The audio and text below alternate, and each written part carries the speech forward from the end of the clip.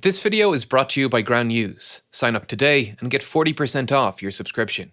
If you were not paying attention, you may not have noticed the revolution happening in the airline industry.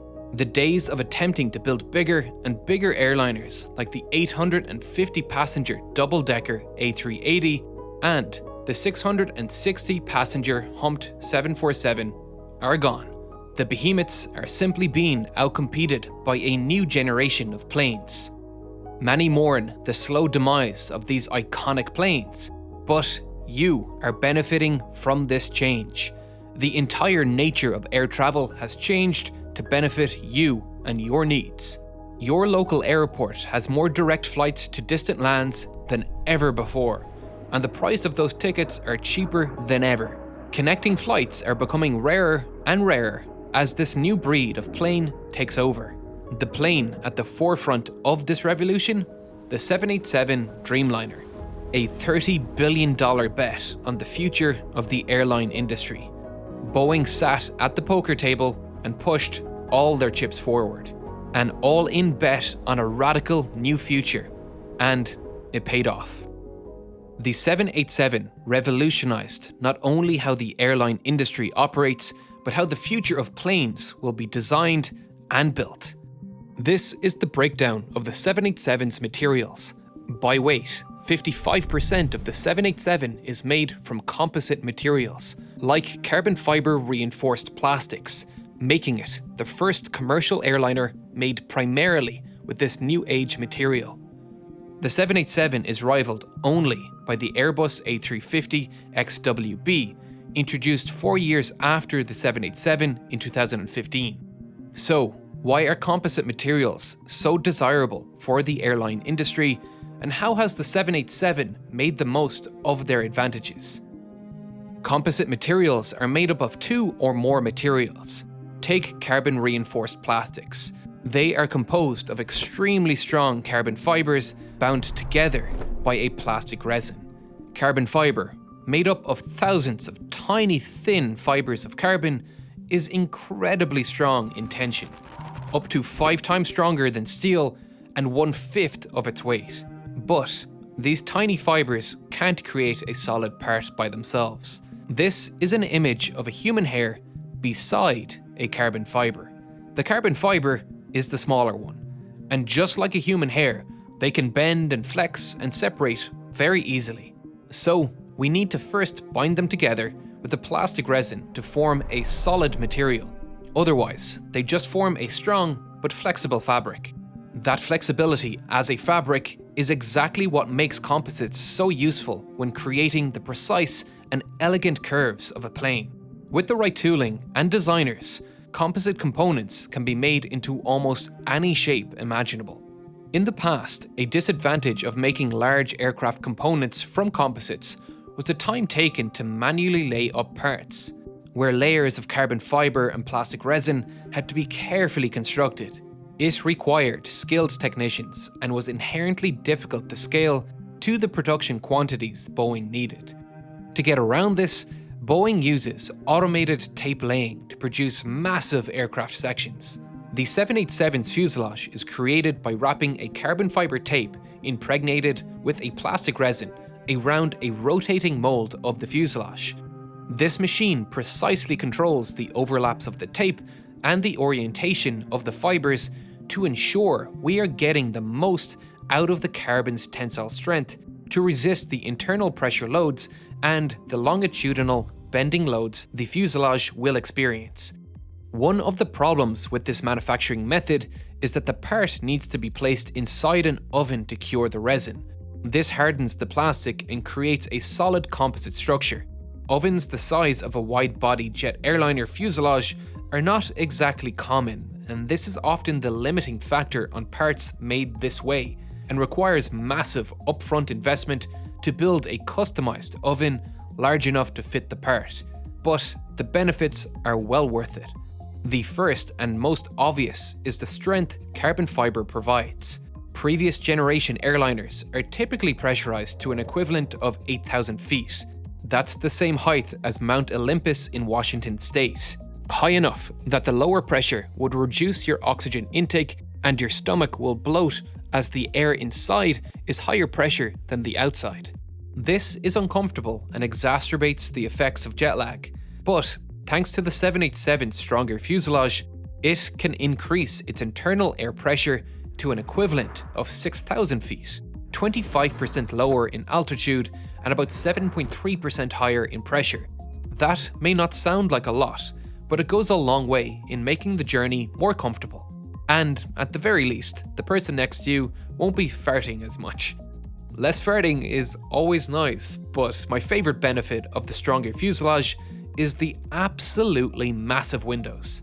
This is the 787 window, and these are windows of some equivalent aluminium airliners. They are absolutely massive. In aircraft made primarily from aluminium, having holes this large in metal panels would result in the buildup of stress at the window boundaries, as the stress contours have to deviate around the window. This stress does not exceed the material's strength, but over repeated pressure cycles, tiny imperfections in the metal can grow into even larger cracks and eventually fail. Holes this large in an aluminium airliner would severely shorten the plane's flying career before it needed to be fixed or disposed of. Kind of like how cracks in McGregor's leg shortened his career. But it's not a problem for the 787 thanks to composites' relative immunity to fatigue.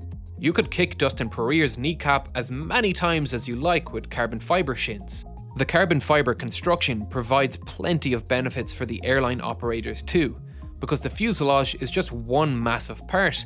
Boeing was able to eliminate all joints and all the fasteners needed to join them together. Sections that used to be made up of 1,500 aluminium sheets riveted together using 40 to 50,000 fasteners are now just one massive carbon fiber section. Carbon fiber's strength to weight ratio already makes the fuselage lighter, but eliminating joints and fasteners makes it even lighter again. The reduced weight reduces fuel burn, but this fuselage is also incredibly aerodynamic because it doesn't have thousands of little bumps and ridges all over it from those joints and rivets. These surface imperfections make the plane's surface rough and cause it to disturb more airflow, increasing parasitic drag. Composite materials help reduce drag in other ways too. One of my favorite things about the 787 is its elegant wings. The main structural member of a wing is the wing spar. Its primary role is to resist the upwards bending force during flight. It's essentially just an I-beam, a shape optimized to resist bending loads. The wing spars of the 787 are constructed from carbon fiber composites, while the ribs, the structural members connecting the two spars, and that support the wing skin are machined out of solid aluminium plates. The structure the rear and forward wing spars form with ribs running between is called the wing box, and it forms the main load-bearing structure of the wing, while also being a literal box for fuel to sit inside. The carbon fiber composite spar provides the wing fantastic strength. Strength is quantified by the force required to completely fracture material, but carbon fiber composites have another important quality that makes them perfect for aircraft wings: their maximum elastic strain. There are two types of deformation: elastic and plastic deformation. Elastic means the material will snap back into its original shape after the load is removed, like an elastic band. Plastic means it will permanently deform and won't return to its original shape once the load is removed. Something we don't want to happen. This is permanent damage. Carbon fiber composites can deform further before they strike this plastic deformation zone at about 1.9%. while aircraft aluminium begins permanently deforming at less than 1%. That means we can bend carbon composites further before we need to worry about permanently deforming them. And that means we can make our wings super flexible. During flight, the wingtip of the 787 can move upwards by 3 meters. That sounds like a lot, but in order to get certified by the FAA, every plane needs to be able to handle 150% of the plane's absolute maximum expected load during flight for 3 seconds. And during that test, the 787's wing bent upwards by 7.6 meters. That's a great deal of bending, despite carbon fiber composites being stiffer than aluminium, meaning it takes more force to deform the same volume of material. But critically, 787 wings are not the same shape as their aluminium counterparts. This ability to withstand greater bending allowed engineers to make the 787's wings with a much higher aspect ratio. Aspect ratio is the ratio between the wing span and the mean chord, or wing width. A high aspect ratio would be a long skinny wing like a glider, while a low aspect ratio would be a delta wing of a fighter jet. A traditional airliner has an aspect ratio of about 9, like the 787's predecessor, the 777, but the 787 has a massive aspect ratio at 11. This is what causes the 787's wings to flex so much during flight. Composites are actually stiffer than aluminium, but their ability to withstand high deformation allowed the engineers at Boeing to create a much higher aspect ratio wing, a longer, narrower wing that would bend more. But this comes with some huge benefits. The planes with the highest aspect ratio are gliders. For an unpowered plane, the highest priority is minimizing energy lost to drag. This allows the glider to stay in the air for extended periods with no engine. These types of aircraft typically have aspect ratios greater than 30, and these aircraft have the lowest drag penalties as a result of vortex drag. This is the drag caused by air mixing from the high pressure zone under the wing with low pressure air above the wing, forming vortices at the wing tip. By spreading the area of the wing over a longer span, we minimize the pressure that drives this mixing at the wing tip, and thus minimize the energy lost to the vortices. Normally, higher aspect ratio wings have lower internal volumes. For an unpowered glider, this isn't an issue.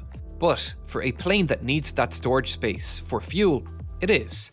Less storage volume for fuel means lower range, and one of the primary goals of the 787 is to be an efficient, long-range aircraft, capable of allowing airliners to open new routes that were once deemed impossible. Thankfully, modern planes like the 787 use a new kind of aerofoil, the supercritical aerofoil. Older aerofoils look something like this, a reasonably symmetric design with a sharp nose and gentle curves on the upper and lower surface. And this is a supercritical wing. The leading edge is blunter with a larger radius, the top is relatively flat, and the lower portion has this strange cusp at the back. This aerofoil has much more useful internal volume thanks to its blunt leading edge and larger thickness to chord ratio, helping solve our low internal volume problem associated with high aspect ratio wings. The supercritical wing was first tested by NASA on a modified TF-8A Crusader, and you can really see the similarities in design ethos between the experimental plane's sleek wings with the 787. But increased internal volume is not why NASA developed the supercritical wing. NASA developed it to delay the onset of shockwave formation over the wings. When air travels over a wing, the air on top accelerates. This means that even though the plane itself might be traveling below the speed of sound, the air over the wing may break it and create a shockwave. This shockwave decreases lift and causes an increase in drag. This kind of drag is called wave drag, and planes need to fly below the speed this occurs at. The speed is called the critical Mach number. The supercritical wing was designed to increase the critical Mach number. The flat top of the supercritical wing means the air does not accelerate as much as it would over a classic aerofoil. Of course, this causes a loss in lift because that fast-moving air is causing a drop in pressure on top of the wing. To compensate, supercritical aerofoils have this concave curvature underneath the wing, which causes an increase of pressure there to compensate. This increase in pressure does not affect the critical Mach number, while the larger radius of the leading edge increases the lift generated at higher angles of attack. This is because air struggles to follow the tighter turns of a smaller radius leading edge, which causes earlier flow detachment and stall. The larger radius delays this flow separation. This aerofoil shape changes continually as you travel the length of the wing, twisting and curving in computer-calculated precision, optimizing the wing shape to be as efficient as possible. and composites provided the engineers with the confidence that these shapes could be manufactured. The skin is simply laid down on a mold with automated tape laying once again. We don't have to beat metal into shape each and every time we want to recreate these delicate curves. The fibers of the wing have even been laid in specific patterns to tailor the stiffness of the wing in different areas. This means the wing deforms exactly as the 787's engineers wanted to as it gains speed. So, the wing shape actually changes during flight to better suit the needs at different speeds. This is called aeroelastic tailoring and is the forefront of state-of-the-art aeronautical engineering today. The 787 also features a novel device designed to reduce turbulent flow over the tail of the aircraft.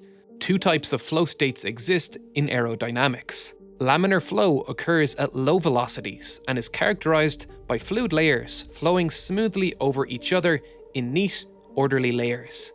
Laminar flow is predictable and non-erratic and does not create significant drag.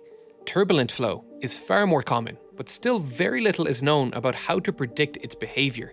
It is very difficult to control because of the formation of small vortices called eddies in the flow, making the flow highly erratic. Turbulent flow occurs at higher flow velocities and causes a significant increase in drag. At cruising speeds of 80 to 85% of the speed of sound, turbulent flow is ultimately unavoidable, but we can work to minimize it.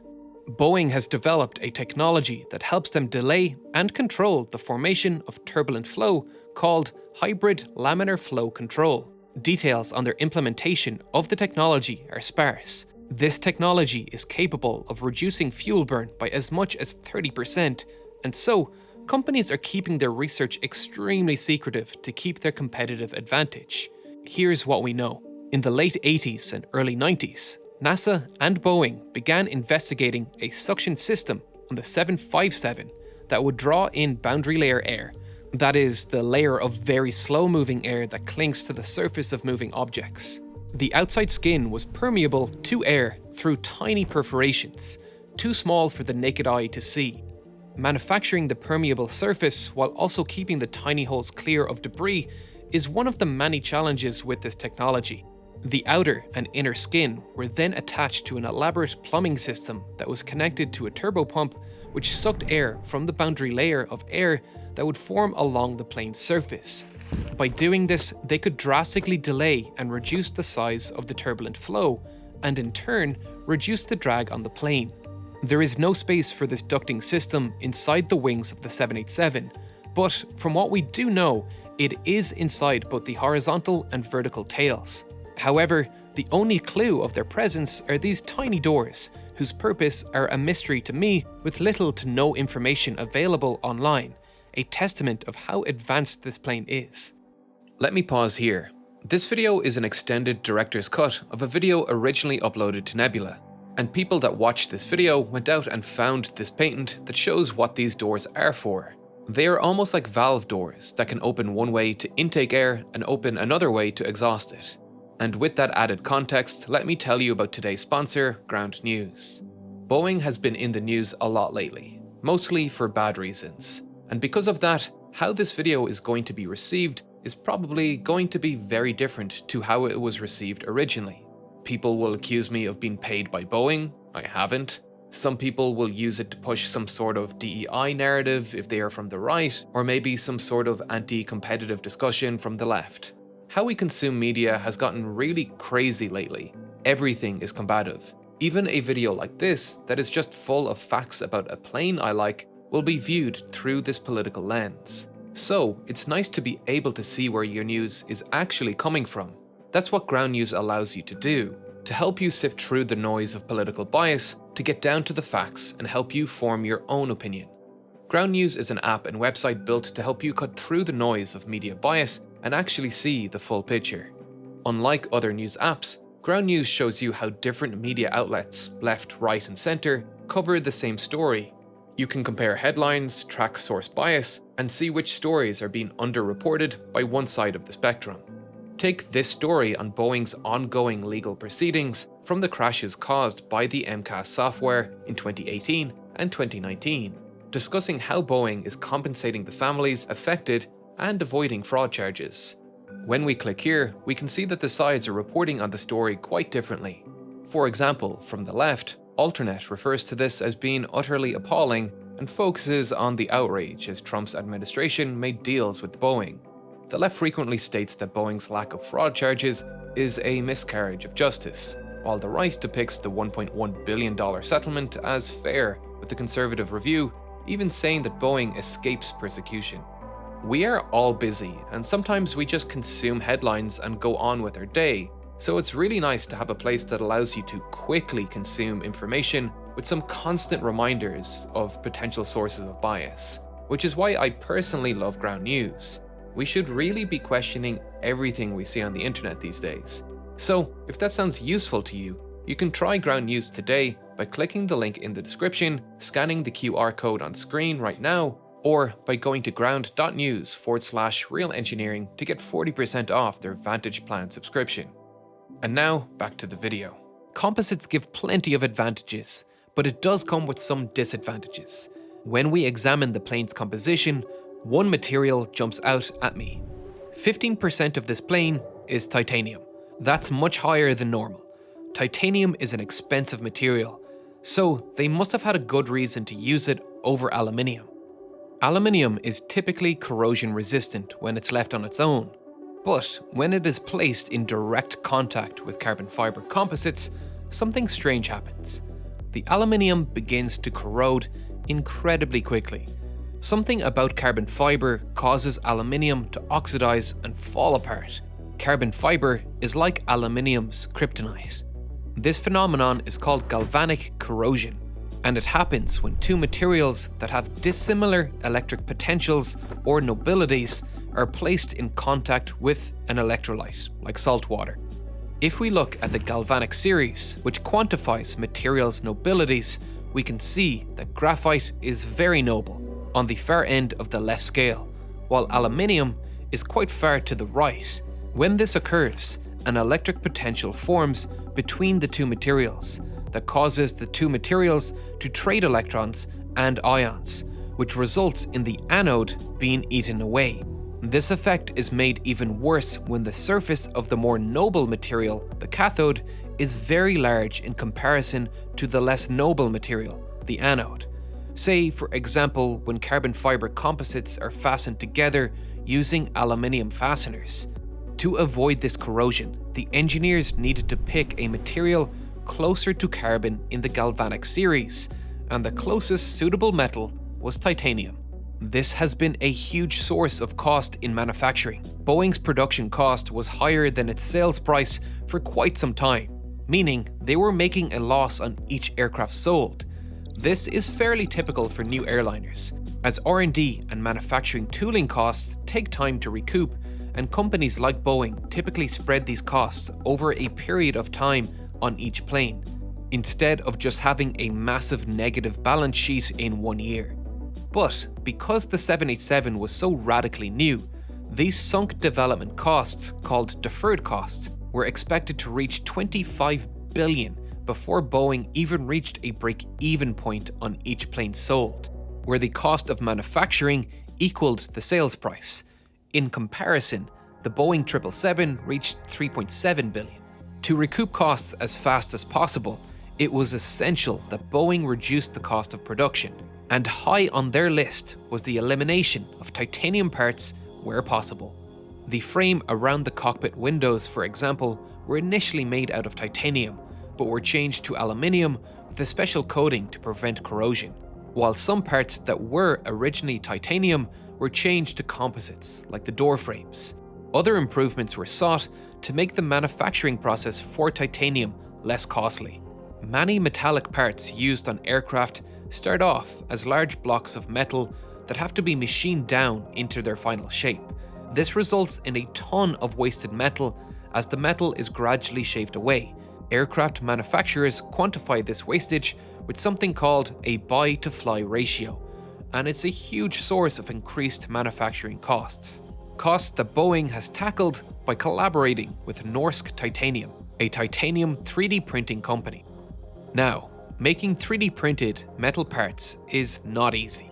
Most titanium 3D printing involves a powdered titanium that is melted together using lasers. Researchers used high-speed X-ray imaging to visualize what happens during this process and found a lot of imperfections.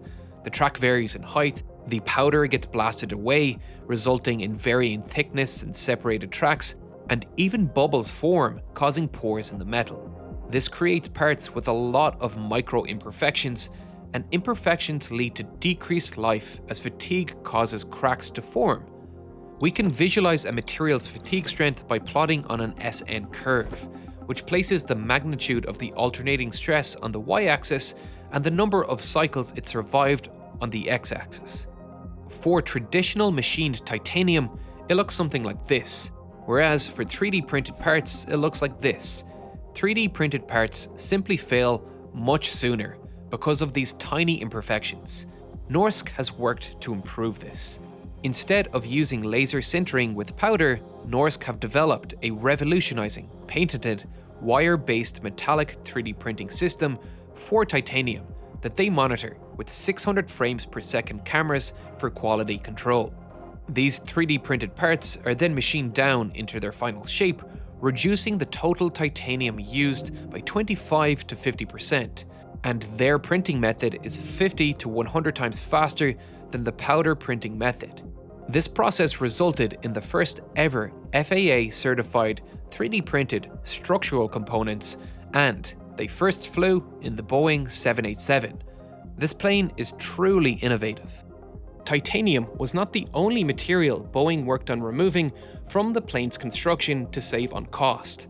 Copper once formed an important part of the 787's wing, where it was laid down in thin strips on the wing's surface. This is not a typical design choice for aircraft wings, and once again, it was influenced by the 787's composite construction, because composite materials are not good conductors. Carbon fibers are great conductors, but problems arise because of the plastic resin binding them together, as this resin is an insulating material, preventing the passage of electricity, which is a massive problem for planes as getting hit by lightning is not a rare occurrence. One study calculated that lightning strikes occurred once every 3,000 hours of flying between 1950 and 1975. A 787 was struck by lightning while taking off from Heathrow. Upon landing in India, 42 to 46 holes were found in the fuselage as a result of resistive heating. The plane survived and was flown back to London for repairs with no passengers aboard, but composite's vulnerability to this kind of damage is a drawback, and the repair process is more complicated than with aluminium. However, this strike could have been much worse. If the electricity does not run smoothly along the surface of the plane and exit, it may cause a spark in the fuel tanks and cause an explosion. This kind of accident was not uncommon in the early days of the airline industry. Pan Am Flight 214 was struck by lightning while it flew in a holding pattern, waiting for a lightning storm to pass at Philadelphia International Airport in 1967. Its left-wing fuel tank exploded, causing the plane to barrel out of control to the ground in flames. Since then, the aviation sector has implemented rigorous safety measures and lightning protection tests to ensure an accident like this could never happen again. Early 787 wings were designed with copper strips to ensure the electrons had a path of low resistance along the surface of the wing, ensuring they wouldn't travel to the fuel tank and cause a spark, while also preventing resistive heating damage to the composite structure. Fasteners were sealed with an insulating material to stop electricity from traveling down the metallic fastener into the fuel tank, and the fastener themselves were fitted with compression rings and a sealant to eliminate potential spark locations caused by gaps and sharp edges. Finally, the 787 has a nitrogen inerting system that fills the tank with nitrogen. Ignition can't happen without oxygen. Boeing has since removed 2 of these protections in a cost-saving measure, removing the copper mesh and insulating caps, which drew concern and criticism, but Boeing argues that between the nitrogen inerting system and the other safety measures, these expensive features were not needed. Where composites couldn't be used, other materials were chosen. The leading edge of the wing and tail, the tail cone, and parts of the engine cowling were all made from aluminium or other metals. The leading edges of the plane needed aluminium because of composites' poor impact resistance. While composites have extremely high strength, they can be brittle on sudden impacts, such as bird strikes, which most commonly happen at the leading edge of the wing or on the engines. Metals are able to deform on impact with a reduced chance of fracture, instead of shattering as composites would. Aluminium leading edges were also beneficial for the purpose of de-icing because it is a good thermal conductor. If you have ever flown on a very cold day, you may have seen a truck spray fluid onto the wings of the plane. This is de-icing fluid, a heated mixture of glycol and water. It's needed because most planes aren't capable of de-icing themselves on the ground. The 787 can when fed with external power because it uses a new type of de-icing system. The 787 uses electrically heated blankets bonded to the surface of the slats, which are able to heat the surface of the wing and melt or prevent any ice formation on the leading edge of the wing. Traditionally, ice is prevented by extracting hot bleed air from the engine and piping it to vulnerable areas such as the leading edge of the wing, where ice buildup could severely interfere with the wing's operation. This draws valuable energy away from the engines and increases fuel consumption, while also requiring a complicated network of tubing and exhausts which add weight and increases complexity of construction and maintenance. The electric heating system is twice as efficient as the extracted bleed air system, as no excess energy is lost through venting air to the atmosphere, and it also reduces drag as the exhaust holes for the bleed air on the lower side of the wing create drag. The 787 is actually the first commercial airliner that has eliminated this bleed air system, which was a huge technical challenge and required a complete redesign of several systems and an entirely new engine. Boeing transformed the way airliners are powered to create a plane like no other. The first step in powering a large plane is to get the jet engine started, and that itself is a very power-hungry process. We need to get the compressor section turning in order to achieve adequate compression for engine ignition. We have all seen footage of people hand-cranking old piston-powered planes to get them started. This obviously is not feasible for jet engines, which need to rotate at very high speeds to start. Engineers have dreamed up many ways to complete this job. Some engines use explosive cartridges that look like shotgun shells that will be fired by an electric charge. The hot gas is expelled by the cartridge, then drive a smaller turbine, which is connected to the drive shaft through a reduction gear, allowing the smaller turbine to get the engines up to speed. Cartridge starters were popular in older military planes that may need to get into the air on very short notice with limited ground support. Some planes, like the SR-71, had a direct drive starting cart, which connected two massive V8 engines directly to the J58 engine from underneath the nacelle to get the powerful jet engines up to 4,500 RPM. However, air starting is by far the most common method, where pressurized air is fed into the turbine section directly to get the engine moving. This can be done with an external cart called a hover cart, which connects hoses to the engine. But most commercial airliners are capable of generating their own pressurized air with an APU, or Auxiliary Power Unit. These are smaller turbine engines located at the tail of the aircraft that are small enough to get started with a battery and an electric motor. Most people aren't even aware this mini turbine engine exists, but you can see the exhaust here on all modern commercial airliners. The 787's APU, like other planes, is started by a small battery, but from here, the 787 system architecture is very different.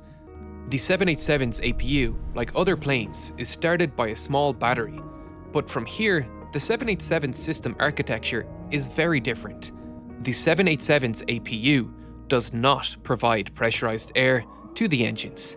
It provides electric current to two electric motors attached to each engine, which act like the starter motors on your car.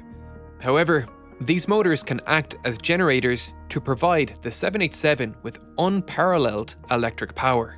A traditional plane has one generator on each engine and one on the APU, but the 787 is anything but traditional.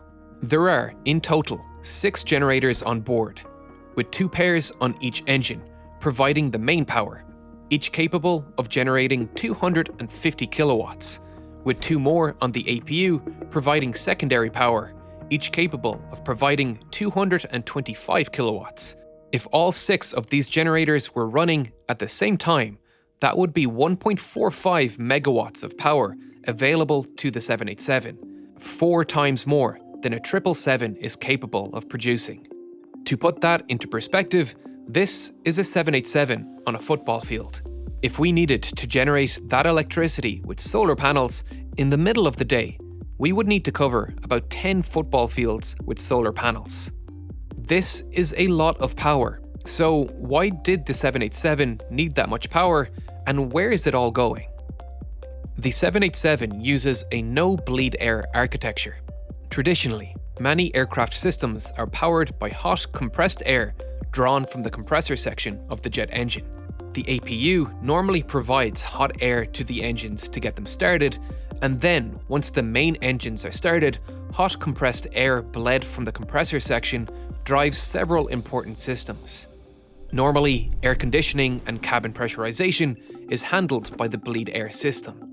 The bleed air would be drawn from the engine at a temperature upwards of 230 degrees Celsius. This obviously would quickly turn the cabin into an oven, so the air would first run through a complicated air conditioning and pressurization system, where some of the air is cooled using a heat exchanger, which uses outside air from a surface-mounted intake called ram intakes to remove heat from the engine bleed air until it is a suitable temperature to be distributed through the cabin. So, we are doing work to remove energy from this valuable bleed air from the engine. This is obviously rather inefficient, and all that ducting is heavy. And this is why the 787 does not use this system. Its cabin pressurization is handled entirely electrically. We now have 2 inlets, the ram air inlet and the cabin air compressor inlet. The cabin air compressor leads to, you guessed it, the cabin air compressor, an electrically driven device that compresses the air for the passenger cabin. This compression process heats the air up too much for direct use into the cabin, so it does require some cooling using a heat exchanger cooled by the ram air inlet. You can see this little door open while the plane is on the ground, and it serves to protect the inlet from foreign objects entering it. Another energy-intensive process that has been handed over to the electric motors is the braking system. As you can imagine, the energy required to slow down a 200-ton plane traveling at 270 kilometers per hour is not small. Calculating the energy required is pretty trivial. We just need to calculate the kinetic energy of the object, which we can do with this equation, and that gives us a kinetic energy of 562 million joules. That's a lot of energy, and the vast majority of that energy needs to be dissipated by the brakes of the plane. Reverse thrusters can deploy that redirect air from the bypass ducts through slots that open on the side of the engine. So, the brakes need to convert a lot of kinetic energy into another form of energy, heat energy. You can really see this in effect during a plane's most extreme brake test, an aborted landing test. Here, the plane is flying at full load, including the weight of the fuel, and has to abort at its V1 speed, the absolute maximum speed a plane can abort a landing at. Beyond that point, the plane has to take off. When the plane comes to a full stop, the brakes are glowing red hot. Typically, the braking mechanisms of planes is driven by hydraulics, with a hydraulic piston forcing the brake pads against the wheel to slow down the plane. The 787 removed this bulky hydraulic system and traded it in for brakes actuated by electric motors. Each of the 8 landing gear wheels feature one of these units, and together they helped eliminate between 62 to 111 kilograms of weight from the 787, while also being drastically easier to maintain and install.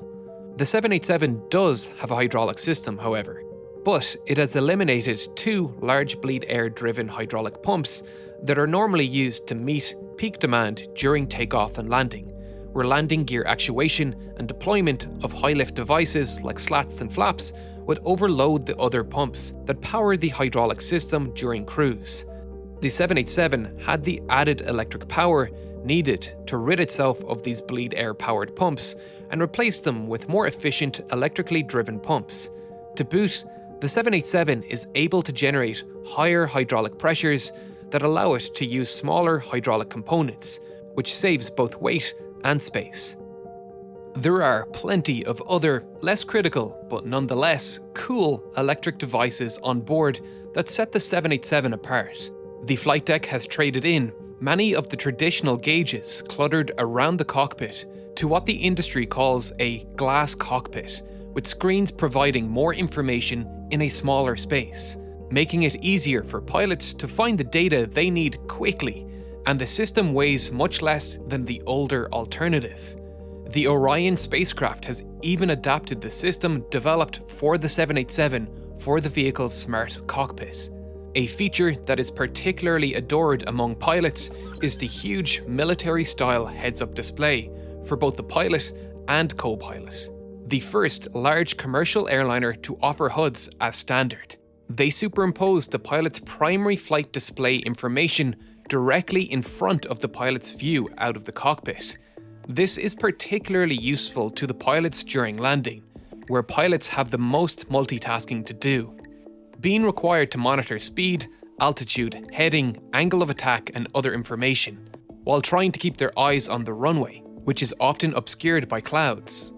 This is particularly taxing on difficult landings like that of runway 13L at New York's JFK Airport, where pilots are required to make a turn late in the landing sequence and very close to the ground, in order to reduce noise over the heavily populated areas of Brooklyn.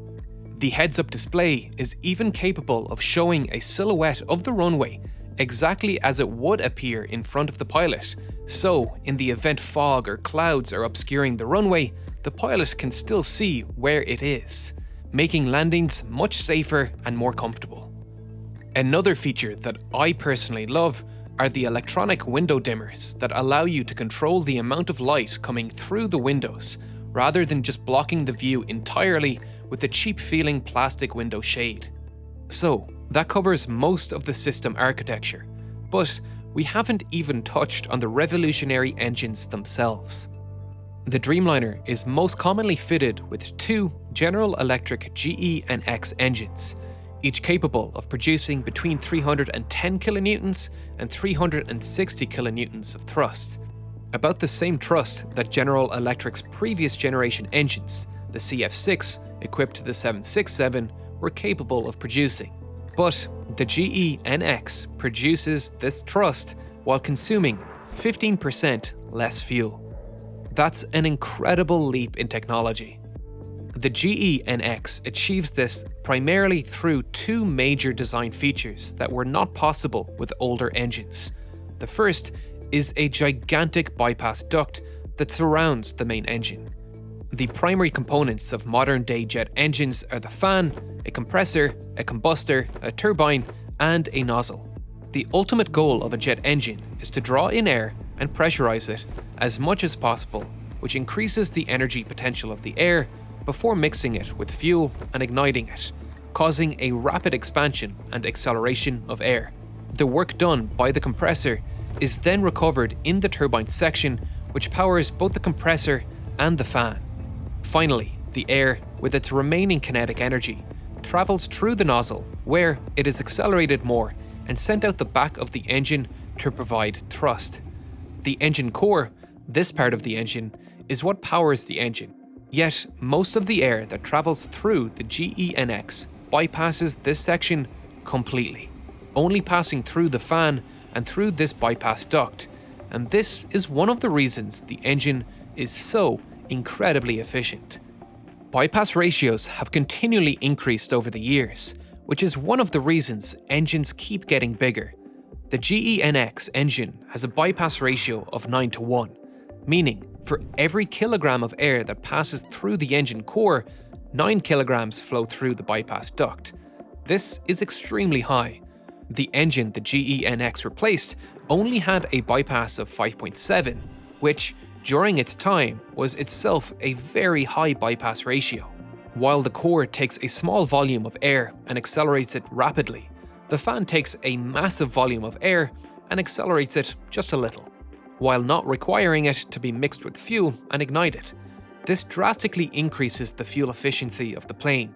The fan essentially acts like a gigantic propeller. The industry has been aiming for larger and larger bypass ratios for decades, but there are a couple of limiting factors that make it difficult to increase the size of the fan blades. The compressor and fan are driven by the same shaft, meaning they rotate at the same speed. But because the fan is so much larger than the compressor and turbine blades, the fan experiences much higher centrifugal forces, and if the fan blades grow too long, their tips could even break the speed of sound, leading to shockwaves and a massive increase in drag. The first problem we need to address is how to handle those centrifugal forces. The magnitude of the centrifugal force can be found using this equation, where m is the mass, w is the angular velocity, and r is the distance from the center of rotation. So, our force will increase with the weight of the blade, the speed of its rotation, and its diameter. We want to increase our diameter to increase our bypass ratio. So, we need to figure out ways to either decrease our weight or decrease our rotational speed. The GE NX achieved the first requirement by using lightweight carbon fiber fan blades. Older fan blades were constructed from titanium being used for its excellent strength-to-weight ratio. But carbon fiber blades have an even higher strength-to-weight ratio, while also being much stiffer than titanium, allowing the carbon fiber composite blades to be longer and thinner than their titanium counterparts. This form factor even allowed General Electric to reduce the blade count from 22 to 18. In all, this resulted in a 15% weight savings in the blades, allowing them to spin faster without worry of damage. However, composites do have one huge drawback: their impact resistance. One of the tests engines need to pass to reach certification is the chicken gun test, which, as you may have guessed, involves yeeting a dead bird into the engine and seeing how it holds up. The fan blades are the first part of the engine any foreign object will encounter, and thus need to be capable of withstanding the impact. Early development of composite fan blades by NASA and GE showed that composite blades by themselves simply were not up to the task. To solve the issue, the leading edge of the blades are reinforced with titanium. Bypass ratios are likely to continue growing as our technologies develop. Speed reduction gears between the main drive shaft and the fan may allow engine manufacturers to increase bypass ratios even more. Pratt & Whitney employed this technology in their PW1000G engine to achieve the largest bypass ratio ever seen in a commercial airline turbofan engine. They included a planetary gear between the main drive shaft and the turbofan drive shaft, which applied a 3-to-1 reduction in speed, allowing the turbofan to spin at a lower 4,000 to 5,000 RPM. This enabled the fan to grow in diameter, as the forces the larger blades had to endure were drastically reduced with a lower speed, giving the engine a record-breaking 12.5-to-1 bypass ratio.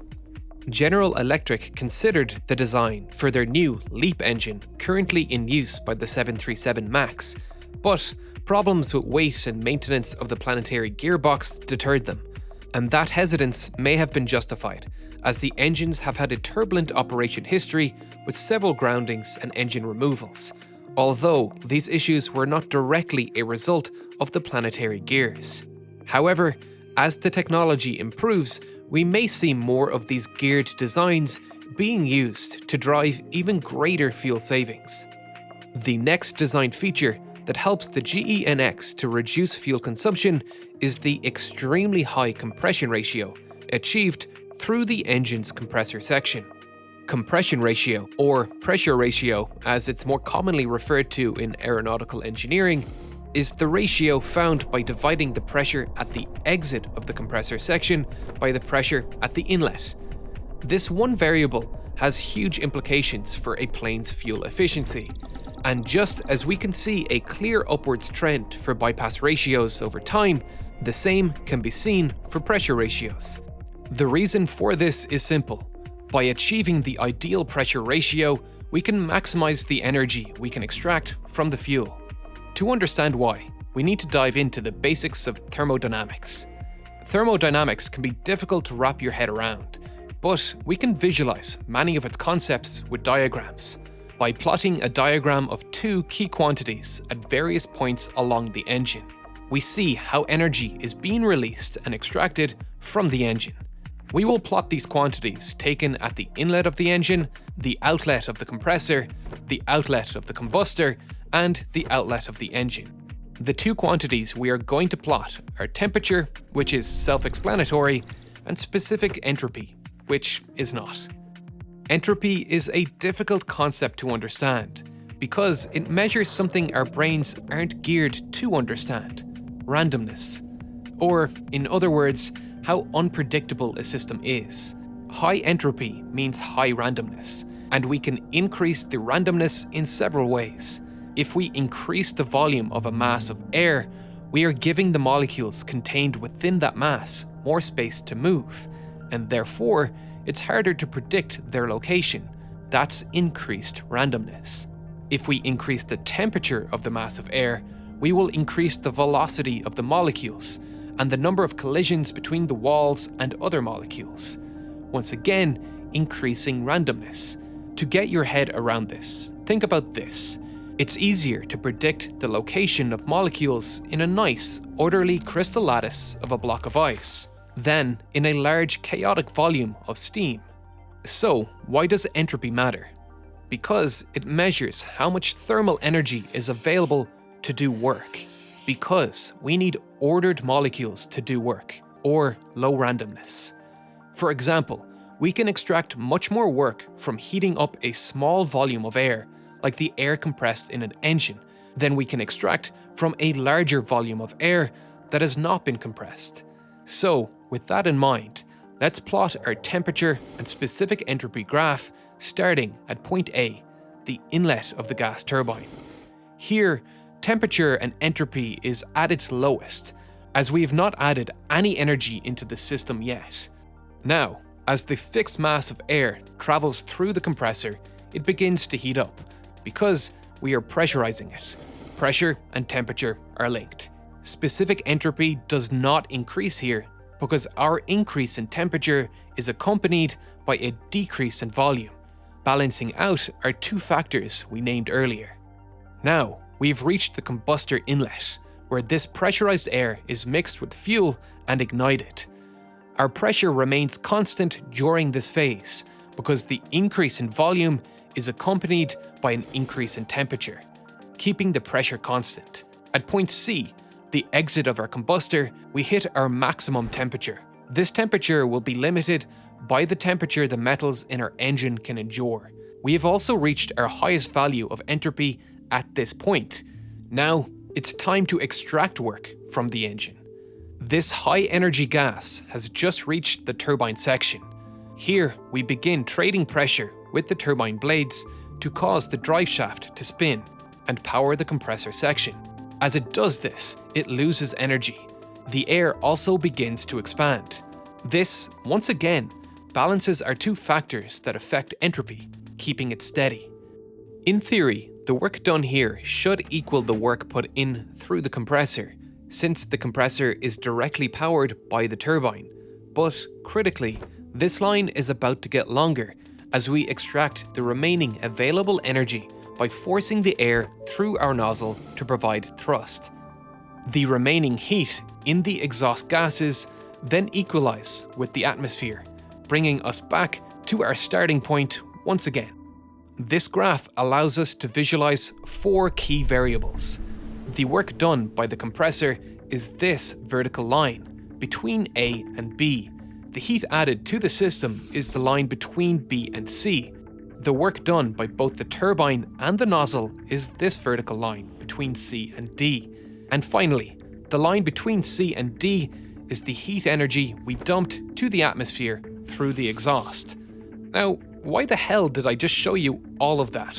Partially because I'm a masochist that wants you to feel the pain I felt during my thermodynamics lectures in college, but also because we need to understand this graph to understand why pressure ratio affects efficiency so much. Let's see what happens when we increase the pressure ratio. Before we begin, we can't change the position of point A. That's set by our atmospheric conditions, and the high point of point C is set by the maximum temperature the materials in our engine can endure. With that in mind, let's draw another cycle of this engine with a larger pressure ratio to see what happens. Going from point A to point B in our compressor, the first thing we will notice is an increase in temperature as a consequence of our increase in pressure. Then, as we travel through our combustor stage, B to C, the maximum entropy we achieve is lower because we have decreased our volume by increasing our pressure and thus lowered entropy. Remember when we said the lower the entropy, the greater the work we can extract. Here, we will see this in practice. This compressed, energetic air is about to travel through our turbine and nozzle and provide a huge amount of work. This air now exhausts to the atmosphere once again to return to point A. The efficiency of the engine can be found by dividing the net work by the total energy input. Straight away, we can see that the ratio of these lines has shifted in favor of increasing our efficiency. This is a higher thermal efficiency engine. The effect is increased with an even higher pressure ratio too. But it's not quite as easy as just increasing pressure across our compressor. In order to achieve higher compression, we may need to increase the number of compressor sections, which will increase the weight of the engine, which will increase fuel consumption and reduce the advantage. Higher compression will also lead to higher temperatures, which may cause material failure in the compressor blades. And perhaps most critically, increasing the temperature results in increased emissions of potent greenhouse gases like nitrogen oxides. Nitrogen oxide formation rates rise exponentially with flame temperature to break down nitrogen molecules in the air and allow them to combine with oxygen. To facilitate increased pressure ratios while hitting climate change goals, this problem had to be addressed, and they did it through ingenious fuel injection technology. The compressor feeds its high-pressure air into 22 fuel mixing nozzles located in a ring around the compressor exit. Their job is fairly simple: mix the fuel into the air and ignite it. A simple job that started development in 1995 with both General Electric and NASA. The art of crafting the perfect fuel injection nozzle is incredibly complex, a delicate yet violent process, like an orchestra whose crescendo is a fiery explosion. With the advent of 3D printed manufacturing, GE has been able to create a fuel injector with a complex internal labyrinth of air channels that traditional tooling simply could not cut. The fuel injector they developed is called the Twin Annular Pre-Swirl Injector, or TAPS. So how does it avoid those dangerous nitrous oxide emissions? By carefully controlling the air-fuel mixture ratios to control flame temperatures. If we plot flame temperatures against air-fuel ratio, we get something that looks like this: the max flame temperatures occurring at stoichiometric air-fuel mixtures. That is, the mixture where air and fuel are both entirely consumed in the reaction. This is the zone where nitrous oxide emissions are highest because the flame temperature is highest. To minimize nitrous oxide emissions, we can aim to be over on this side of the curve with a rich air-fuel mixture. But that would result in a lot of wasted unburnt fuel. So instead, we aim to be over here on the lean side of the graph. If we map the combustion process for GE's previous injector fitted to over 22,000 CFM56 engines, we would see the air-fuel mixture is initially injected in this zone with a rich air-fuel mixture. Then it goes through a dilution process to reach a lean mixture where the fuel is fully consumed. The issue with this is that the fuel goes through the stoichiometric region in between these two phases, creating a great deal of nitrous oxides. The TAPS fuel injector looks like this, with a central main pilot surrounded by a ring-shaped main injector, creating two swirling airflows that look something like this. which uses a large amount of air in the pre-mixing phase to ensure thorough mixing and a lean air-fuel mixture. If we map the combustion process of TAPS, it starts in the lean zone and gets even leaner further into the combustor, never getting close to the peak nitrous oxide production region. This may seem like a simple device, but it took generations of design iterations with computer simulations gradually bringing the engineers closer to their target. And none of their designs would have been possible without current generation metallic 3D printing that could manufacture the complex parts with the materials capable of resisting the enormous heat within the combustor. 26 years of development paid off with 60% nitrous oxide emission reductions, a fuel injector compatible with the record-breaking 58:1 pressure ratio used in the GE NX. GE managed to increase the pressure ratio even though they reduced the number of compressor stages. Each of these turbine discs is one stage. The GE NX contains 10 stages, 4 fewer than the CF6 engine it is replacing. GE managed to do this through new improved blade design, which is a lot less info than I wanted to share, but finding information on this topic was incredibly difficult, a testament to how advanced and secretive the technology is. The compressor does include 3 Blisk stages, which are perhaps the most impressive feats of machining I have ever seen. Traditionally, compressor stages are made by attaching the blades to a separate disc with dovetail connections. This decreases manufacturing complexity, but the dovetail connection is less durable, increases assembly and maintenance costs, and allows some air to escape through the connections. Blisks are compressor stages that are manufactured from a single piece of metal, making them stronger and easier to install, while improving aerodynamic efficiency.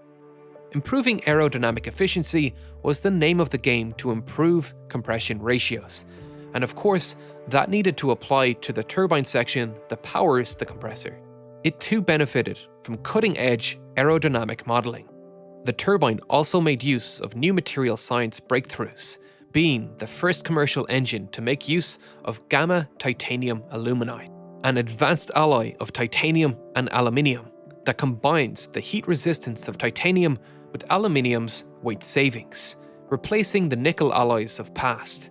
It took 3 decades to take this material from the lab to commercial use, and the Dreamliner was the first plane to make use of it, paving the way for the material's acceptance in the industry.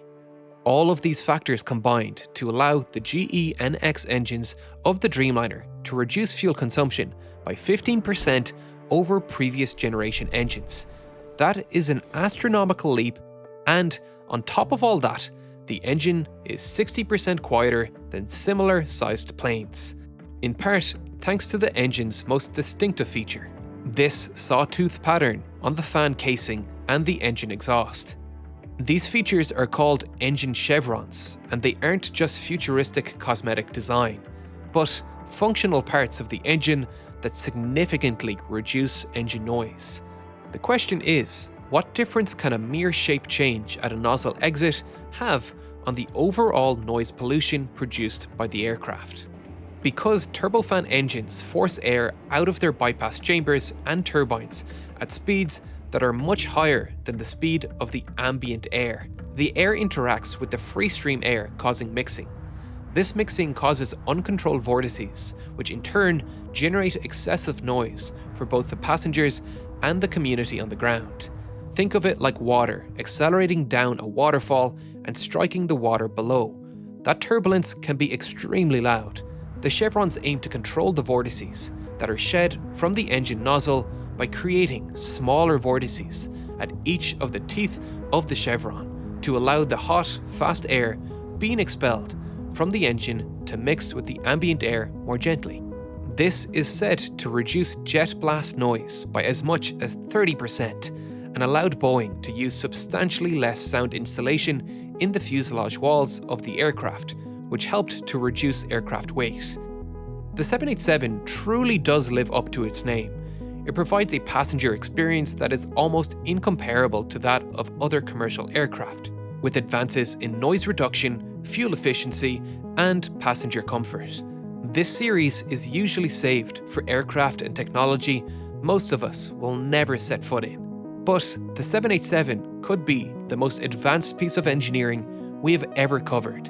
And it's a plane many of us will have the opportunity to fly in and marvel at the decades of engineering advancements that made it possible.